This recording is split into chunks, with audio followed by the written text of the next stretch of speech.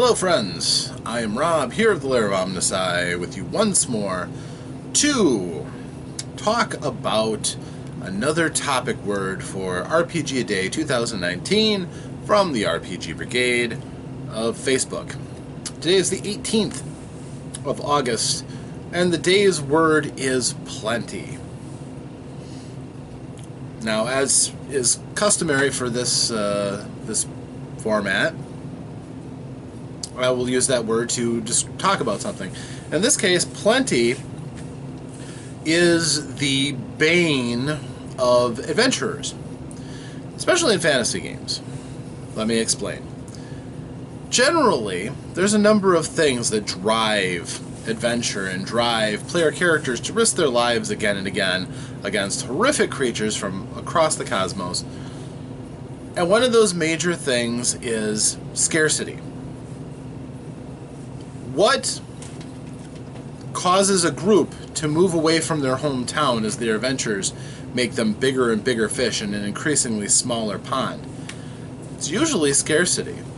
A home hub will often have just what the group needs to get started, but a wise dungeon master, game master, what have you, will use scarcity to draw the players away and make them leave the nest.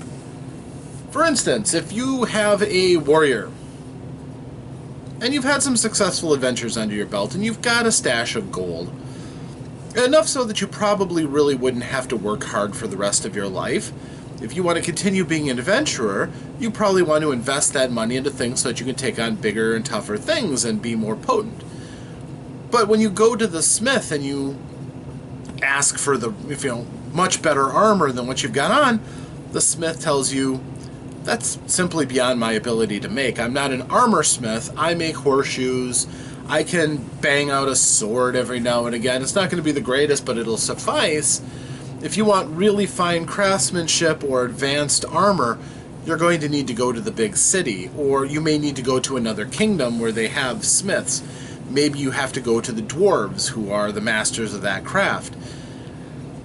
That kind of scarcity, the opposite of plenty, drives adventure. If you can get everything that you need right away, a lot of the impetus for many character paths are pretty much gone.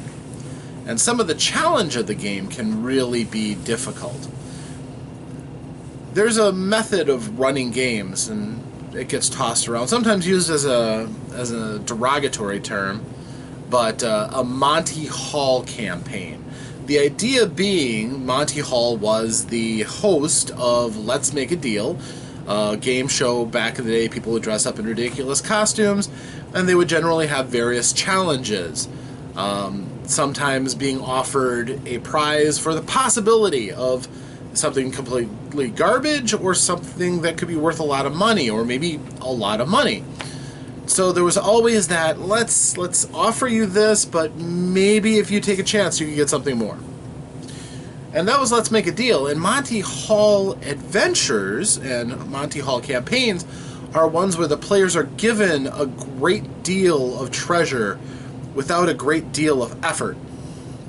If somebody comes up to you and they're like, yeah, I had this great character, he was 5th level and he had a +5 greatsword, to go with his +5 Mace of Radiance, he had +4 armor, but it allowed him to become invulnerable 3 times a day, and he had gauntlets that gave him a giant strength, and da-da-da-da-da-da. You immediately are going to think this person came from this kind of a campaign, and they didn't earn all of that stuff in a way that you feel that these things should be earned, through long adventuring and possibly the expenditure of a great deal of money and questing for a particular item here or there.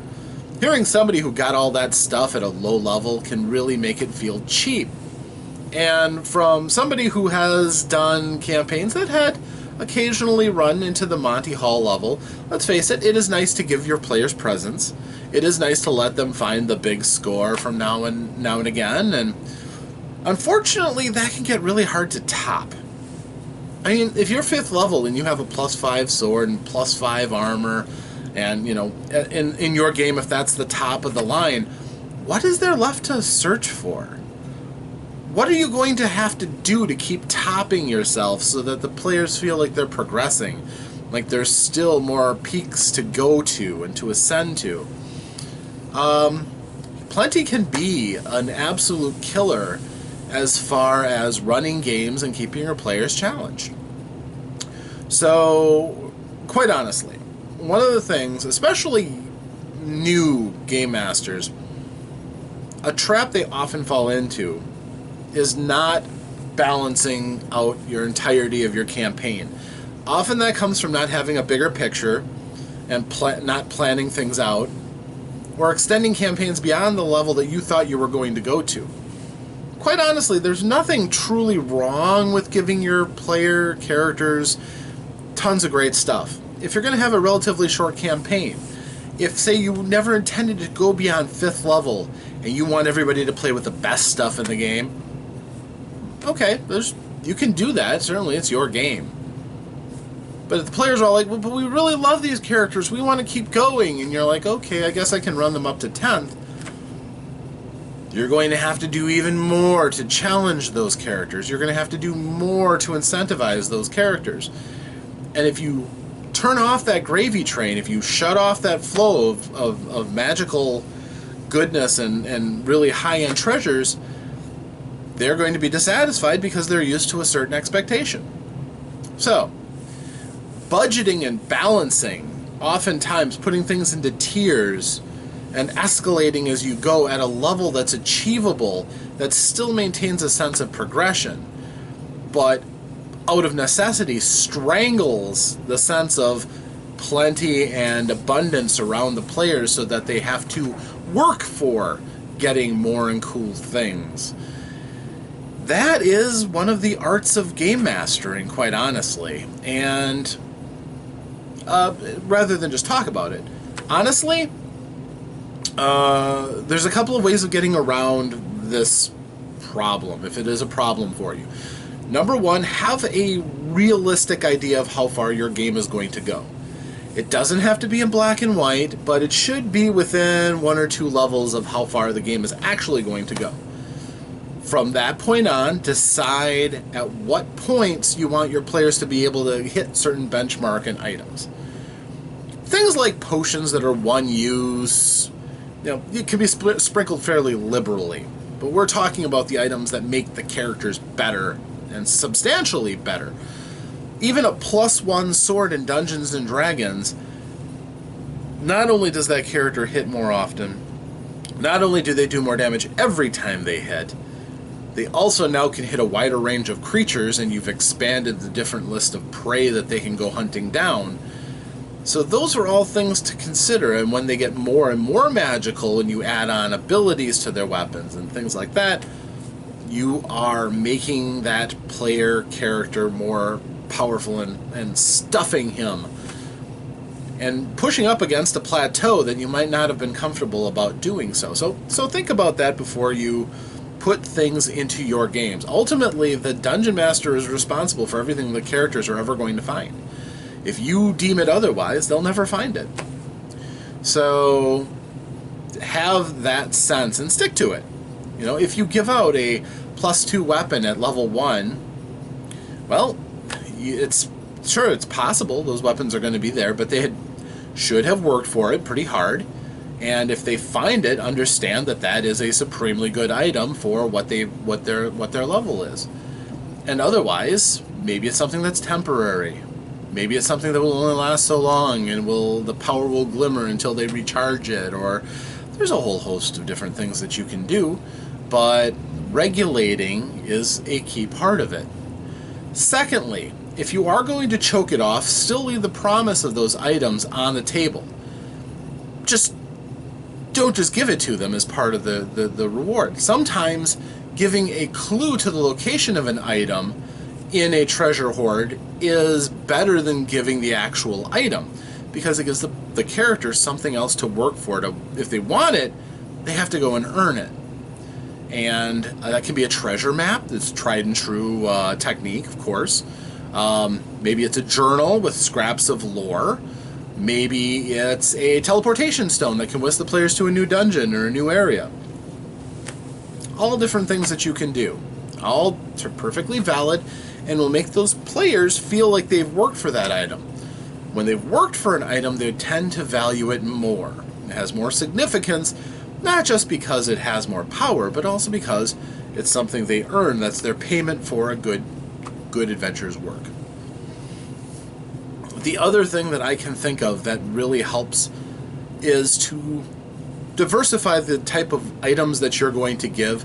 If you're going to bury the players in magical items, don't just print, copy, and paste items at different power levels.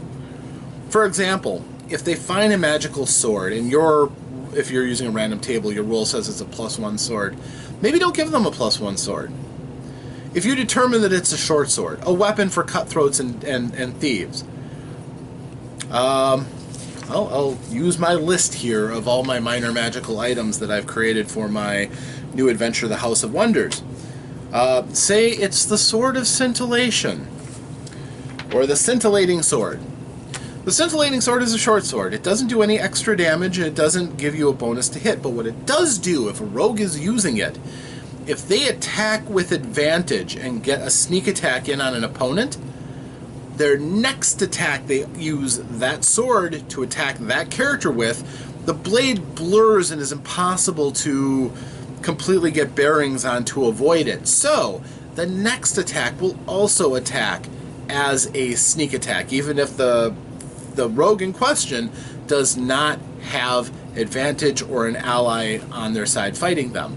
The sword provides that sneak attack opportunity. This isn't a +1 sword, but it's something that a rogue will learn to value, because rogues are all about that sneak attack damage, especially as they go up levels. And this is a sword they will probably keep with them until such a time as they work their way around needing advantage or anything to be able to get that sneak attack in when they need it. So, just a thought, just a possibility.